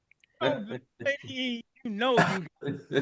You are gifted, talented. You have stuff that makes so many other people afraid because it's just natural for you. You've got it. You don't have to huff and puff and be a man. You don't have to. You just got to be kind, loving, clear, on purpose. Be vulnerable, be sweet. You can do all that and still be powerful, present, poised. Man, where women who are hardcore and can handle their business look up to you and say, so what do you think we should do? That's what I'm talking about. Lady Estelle. You know, see, I'm that woman. I can Yes. handle business. You know what I'm saying? Yes. Yes. But when I am with one that's got it, I'm like, so what do you think? Do you think that'd be okay? I already know. But baby, when you send me one that's got that, I'm like, yes. Okay, so that's how. Anyway, so if there are any other things that anybody else has to share with those who are listening that can encourage, empower them, let them know that ain't nothing weak about being vulnerable. Nothing weak That's about something. I want to just say this real quick, 45 seconds. It ain't never too late to redefine yourself. The story is not over. For all you young people out there that's getting labeled or got these bad raps, just put a comma to it. Don't let it be a period, because it's never over. Because Mac 10 is Mac 10, but he didn't redefine himself. He is now magnificent and consistent, transforming everything negative. And that's what I had to say. Who are you? The other you. We know who Larry C. Jones Jr. is, but I had to ask myself one day, okay, Mac 10's changed as well. But let the world know about him too. Because some people ain't gonna never let me live it down. So I had to redefine him. So when you speak on that part of me, that's transformed as well. So how can you get around me? It is what it is. So I just want to put that out there to the young people. The story ain't never over until you say so. And God has the last word. So you're always gonna win. Sir, let me just say this. You said you are so not that. If you hadn't told me that was you, I wouldn't have known that was you. I mean, I really did. But I'm saying, dude, he used to do that. No, that ain't not him. That's when you know somebody ain't the same. But they couldn't have imagined it. Love you, bro. Thank you, Mr. Martin. Last words from any of you. Go for it, like Lady E said. So I'll say this. Instead of preaching what you should do, the people listening, particularly the young people and their parents, I will take the challenge to show you. And so I will invite you to come out to a Black men's yoga experience, which we do every Saturday at 10:30, or a Black men's healing circle every Wednesday, or Black men's Tai Chi every Tuesday, and just come see for yourself what the environment looks like, and we'll be there to receive you. Top, Jeremy, anything you want to add? I just like to say, King's Accountability Group, we are available on all platforms at kingsaccountabilitygroup.org. or CAG. Look for us as King's Accountability Group on Facebook or Instagram. Reach out. We always accept new members. So come check us out, man, and get empowered. Oh, can I extend an invite to the group here? Like, I feel like this is definitely everybody listening as well. I will send all of y'all each other's stuff. Don't worry, it's done. Well, yeah, for sure. But this every month, every summer, we activate a community event called the Community Luck. And so we the members of the organization sponsor and host a potluck for the larger community. Everybody's welcome, families, children. Hold on, you got food? Oh, I'm coming. Not only food, but it's good food, prepared food. You got me in the door with the food, you know. Like I said, you had me at hello, you had me at the food. I know the rest is gonna be good. So please come. I would love to extend that invite to everybody and anybody listening. It's the 4th Sunday of the month, so the 27th of July. And you can find that information on our website, and I'm sure you'll share it, createthespace.com. Right. Thank you. Jeremy, any last words from you? I just want to say to the youth, man, that the goal of vulnerability, authenticity, and healing is freedom. Because it gives you a freedom that you never felt before. But once you get it, you don't want to give it up. Jeremy, if I come to Kentucky, I'm finding you, okay, brother? We're gonna hit the block. Definitely. Whatever we need to do. It's that simple. It's that simple. And last but certainly not least, he got an international conference coming up. Man. The one and only. Well, we're looking for What a mentors. fun. You can't say I that. appreciate you. It's only one you though. It's like there's only one all of us. Go ahead. Thank you, brother. Community men here. We're looking for mentors for November 8th. Save the date. Global Young Men's Conference. We'll have a live event here in the Bay Area, and then events all over the nation where people are hosting young men in their community. So we'd love to have you all out there. Come volunteer with us. Come just celebrate these young men in our community.